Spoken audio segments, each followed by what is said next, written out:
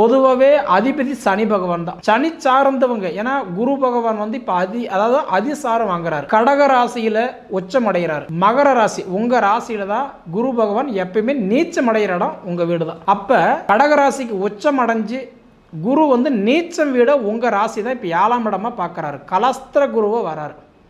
திருமணம் தடையா இருந்த மகர ராசிக்காரங்களுக்கு திருமண யோகத்தை இந்த மாதம் சிறப்பாக கொடுக்குறாரு. நான் சொல்கிறது இந்த 26 நாள் அக்டோபர் வந்து அதாவதுன்றது 17ஆம் தேதியிலிருந்து நவம்பர் 11 தேதி வரைக்கும். ஏன்னா உச்சநடைஞ்ச குரு நீச்சமான உங்கள் ராசி தான் பார்க்குறாரு. கலஸ்திர குருவை பார்க்குறாரு. அதனால் திருமண யோகத்துக்கு ஒரு அற்புதமான ஒரு காலம் இந்த 26 நாள். 1000 குழப்பங்கள் இருந்தாலும் விட்டு தள்ளுங்க, நல்லது நடக்க போகுது.